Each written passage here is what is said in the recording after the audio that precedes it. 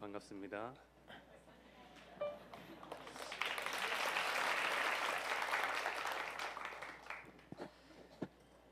제가 이 글재주가 없어서 막 고치고 여러 번 고치고 했는데 또 제가 개떡같이 말해도 찰떡같이 또 알아들으실 줄 믿고 간증하겠습니다. 저는 일장년 방주패 미상교 형제라고 합니다. 몇 주 전 저는 은별이와 이도와 함께 최근 우리 가정에 일어난 놀라운 변화를 나누고자 정상영 목사님께 데이트를 다녀왔습니다. 기쁨으로 은혜의 시간을 보내고 목사님께서 그날 나눴던 내용을 주일에 간증하자고 갑자기 훅 들어오시는 바람에 목사님과 데이트해서 기분도 좋겠다 얼떨결에 네 하고 이 자리에 서게 되었습니다. 그런데 역시나 집에 돌아오니 간증 생각만 해도 긴장이 되고 두려움, 잘하고 싶다는 욕심, 내가 좀 높아졌으면 하는 교만은 등등 별의별 오만 가지 생각에 꼬리에 꼬리를 물었습니다. 항상 남들의 시선에서 자유롭지 못했던 거짓 자아의 모습이 어이없게도 최근 완전한 가운데 자유하며 누렸던 이 은혜를 나누고자 하니 또다시 올라왔습니다. 간증 생각만 해도 아찔아찔하고 뭘 나눌까 생각하면 머리가 하얗고 두려움 때문에 주일까지 아직 시간 많이 남았는데도 심장이 두근두근거렸습니다. 만약 예전에 저였다면 이 두려움을 끝까지 포기하지 못하고 주님만 믿고 있다가 만약에 주일까지 아무 말씀은 안 하시면 진짜 사고 난다. 그러니 내가 하는 게 당연해 라며 결정적인 순간엔 늘 그랬던 것처럼 내 힘으로 어떻게든 준비했을 것 같습니다. 하지만 이번에는 달랐습니다. 여전히 두렵고 떨리지만 내 안에 분명히 살아계신 성령님에 대한 확신이 올라왔습니다. 그리고 그분이 우리 형제 자매님들께 나를 통해 어떤 말을 하길 원하실까 하는 예수님 안에 있는 완전한 내 모습에서 이 상황이 누룩을 걷어낸 것처럼 있는 그대로 바라봐졌습니다. 이미 완전한 내 속사람의 관점으로 보니 만에 하나 간증이 잘못되어 내가 부끄러움 당하는 것이 더 이상 두렵지가 않았습니다. 오히려 이러한 영역까지 땅 따먹고 자유해지고 싶다는 소욕이 일어나 내가 불편하고 두려운 상황에 스스로를 내어 던지고 싶었습니다.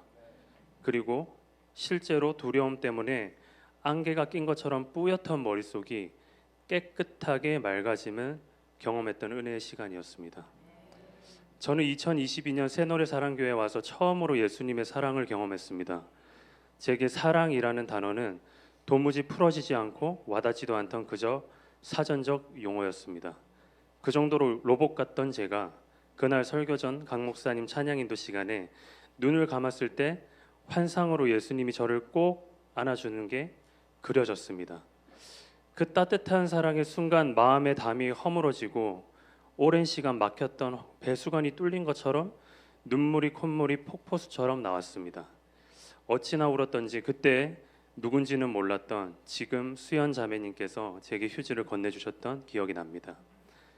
그것도 한날은 한밤중 도로가를 걷는데 내 안에서 기쁨과 만족감이 샘솟듯 올라왔습니다. 이건 분명 좋은 차 그리고 좋은 집, 노후가 보장된 삶 등 그런 것으로부터 주어질 거라 생각했는데 이런 제 기준을 초월해 한 방에 최고 단계로 뛰어오른 극상의 만족감이 분명했습니다. 그 당시 저는 너무 상황이 공고했던지라 한밤중 그것도 먼지가 풀풀 날리는 도로가에서 지금 내 상황과 맞지 않는 이런 기쁨과 만족감은 이질감이 느껴질 정도였습니다. 그 순간 저는 세상 사람들이 그리고 나 또한 본능적으로 이 만족을 찾고 그리고 원하고 있었구나. 바로 이 생수를 마시고 싶어 유사하게나마 다른 것들로 이 갈증을 땜빵하듯 해갈하며 살아가고 있구나가 체험적으로 느껴졌습니다.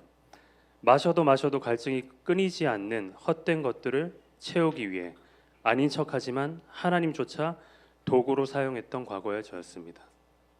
성경이 말하는 유일하게 우리를 해갈할 수 있는 예수님을 맛보는 순간 그간 그렇게 집착하고 추구했던 내 생각에 좋은 것들은 자연스럽게 하위 개념이 되어 더 이상 그것들에게 목매 달며 살지 않아도 정말 괜찮을 수 있구나라는 해방감을 느껴본 순간이었습니다. 그 후로 저는 신앙생활이 끝난 줄 알았습니다. 그 은혜가 날마다 지속될 줄 알았습니다. 그런데 며칠 지나지 않아 내 안의 두려움, 미래에 대한 염려, 주님에 대한 불신이 또다시 이전과 동일하게 올라왔습니다. 너무 혼란스러웠습니다. 내가 누린 게 가짜인가? 스스로 착각한 건가? 마치 생생한 꿈을 꿨는데 아침에 일어나 꿈 내용을 떠올리려 하면 도무지 생각나지 않을 때처럼 그 은혜를 더듬어 다시 찾으려 해도 손에 잡히지 않았습니다. 그 후로도 이런 시간의 반복이었습니다. 은혜를 맛보고 또 주저앉고 맛보고 주저앉고 이것이 성화의 과정인가도 싶었습니다. 그러다 최근에서야 십자가 대속이 진짜라는 것이 믿겨졌습니다. 정말 주님이 채찍에 맞으심으로 내가 나음을 입었고 십자가에 달리심으로 내 죄가 사함을 받았으며 사망을 이기신 예수님의 부활에 참여하여 썩어질 이 육신이 내가 진짜 내가 아닌 진짜 나는 예수님과 하나 된 거듭난 영이 바로 나구나라는 것이 믿겨졌습니다.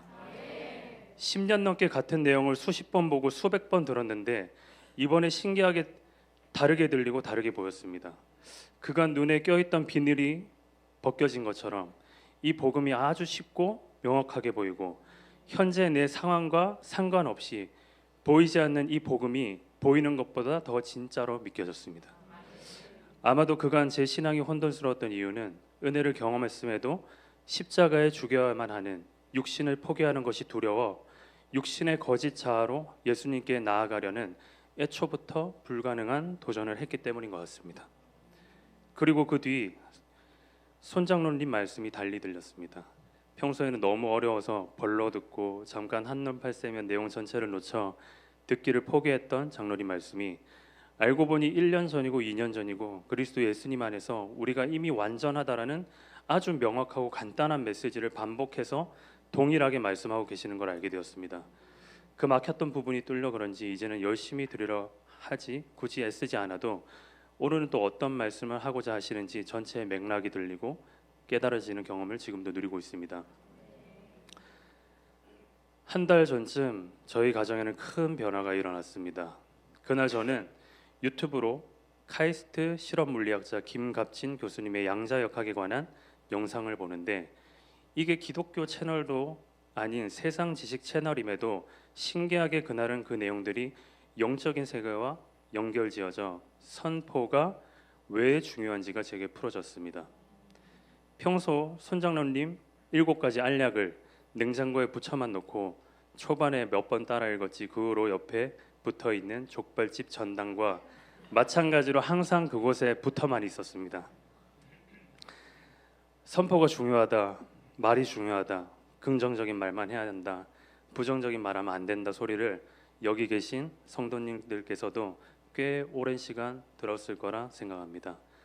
중요하다는 건 알겠지만 정작 제 안에 풀어지지 않은 영역이 그런지 하다 말다의 반복이었습니다. 그런데 그날 유튜브를 보며 제 스스로는 이게 실제로 작동하는 원리라는 것을 확실히 발견한 것 같습니다.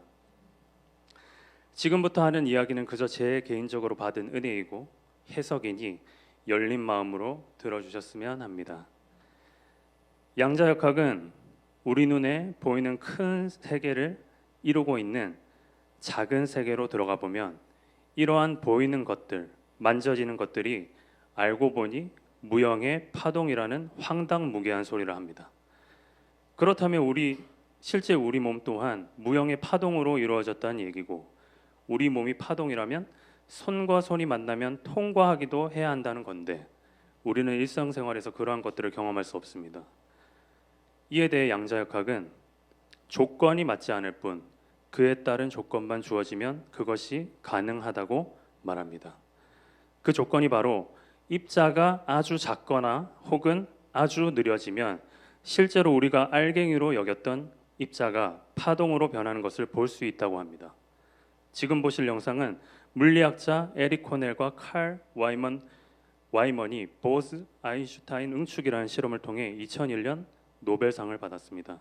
영상에서 처음엔 입자인 산소들이 서로 부딪히며 움직이지만 온도가 낮아짐에 움직임이 느려지고 계속해서 온도를 낮췄더니 느려진 입자 주변에 파장이 점점 커지고 결국에 하나의 파동으로 합쳐지는 것을 볼 수 있습니다.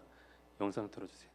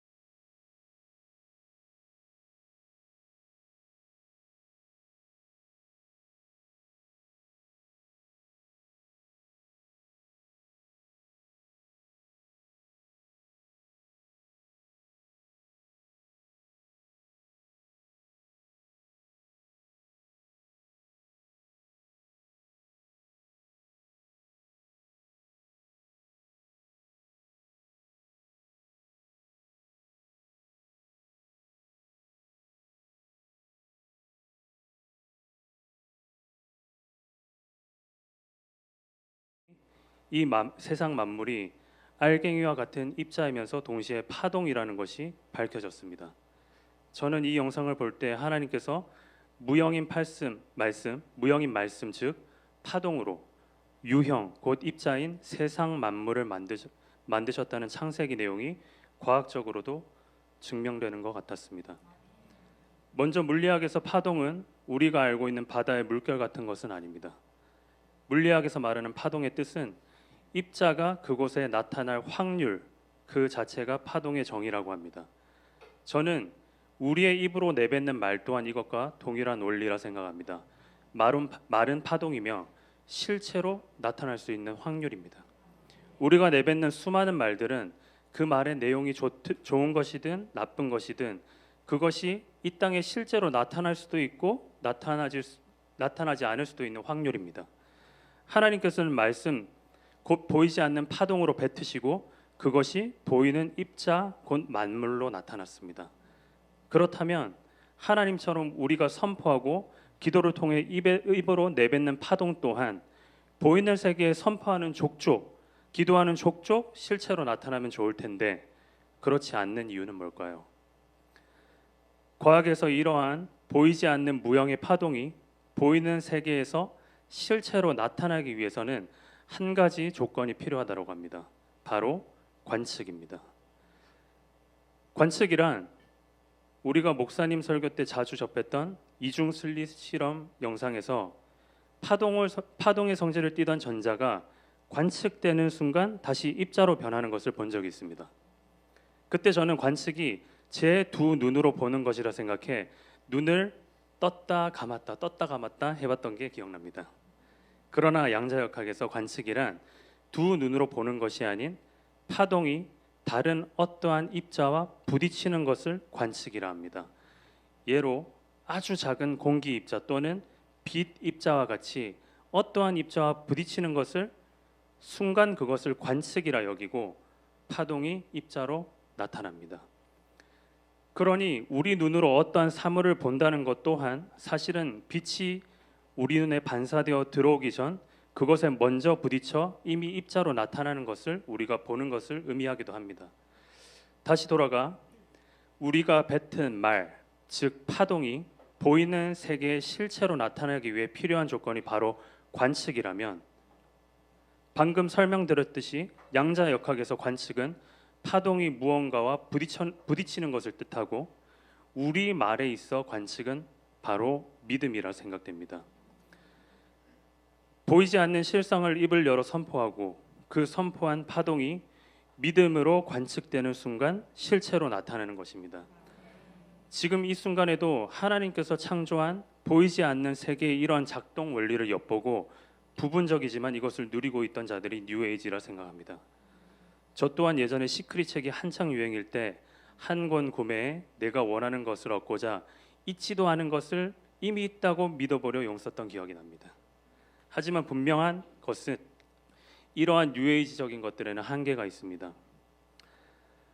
파동에서 위로 올라갔다 내려갔다 반복되는 모양을 위상이라 합니다. 그리고 서로 반대되는 위상의 파동은 둘이 만나면 상쇄되어 사라집니다. 예를 들어 위아래 움직이는 위상의 파동과 아래 위 움직이는 파동의 위상은 만나면 상쇄되어 사라집니다. 현재 이 원리를 사용해 우리를 편리하게 해주는 기술이 노이즈 캔슬링입니다. 이어폰 밖에 들리는 외부 소음의 위상을 측정해 그에 반대되는 위상의 파동을 발생시켜 소음을 상쇄시키고 내가 듣고 있는 노래만 잡음 없이 깔끔하게 들려주는 기술입니다. 이를 우리 신앙에 빗대어 보자면 우리가 원하는 것을 심중히 그리고 입을 열어 선포할 때 그 속을 잘 들여다보면 내가 원하는 것을 입으로 내뱉은과 동시에 이건 이루어질 수 없다라는 그와 반대되는 불신이 함께 올라오는 것을 발견하곤 합니다. 이러한 불신의 원인은 우리가 주님 밖에서는 사망의 영향력에 자유할 수 없기 때문입니다.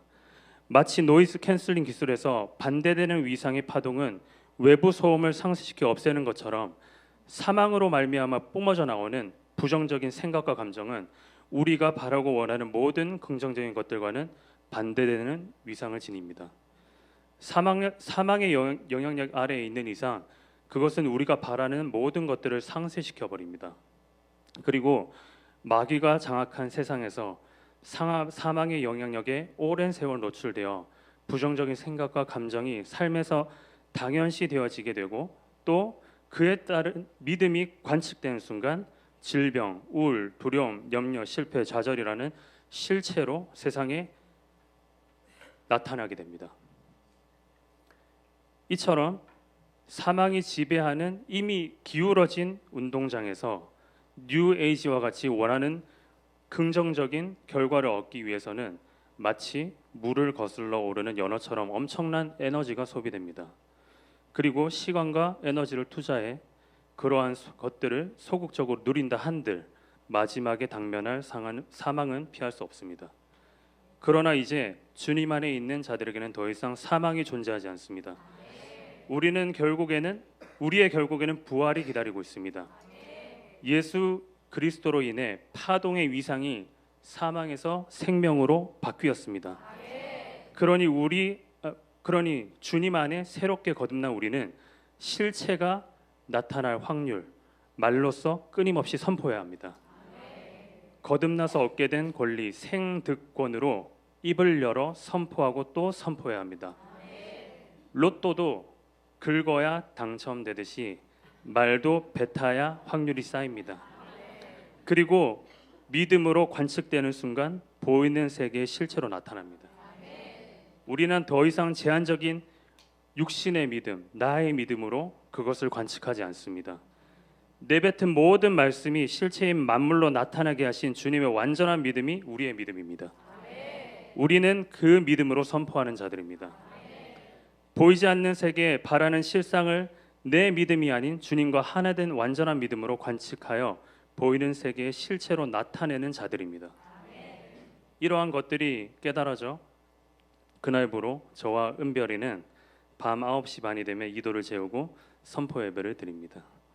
처음에는 소파에 앉아 찬양을 틀어놓고 입을 열어 선포하려 하니 이런 건 또 처음이라 어색함이 풀어지는 데까지 시간이 걸렸고 또 뭘 어떻게 선포해야 될지 몰라 서로 갖고 싶은 것들을 막 던졌지만 요즘은 그리스도 안에서 이미 완전하고 이미 다 가진 자소로 신분을 회복하고 선포하니 자연스럽게 육신이 원하는 결핍에서 비롯된 선포가 걸러지기도 했습니다. 그리고 매일 이 시간이 너무 기다려집니다. 그러니 혹시 아직 선포 예배를 시작하지 않은 분들 또는 이것이 어려운 분들은 먼저 7가지 알약을 매일 5번 꼭 드시길 바랍니다. 그리고 일상에서 올라오는 아주 작은 부정적인 생각과 감정들 또한 절대로 용납하지 않기를 바랍니다. 그러한 순간마다 썩어질 우리의 육신이 아닌 예수 그리스도로 말미암아 완전케 된 영원한 나를 바라보시길 바랍니다. 이미 승리하신 예수님 안에서 날마다 이 모든 권세를 누리는 저와 여러분 되시길 바랍니다. 감사합니다.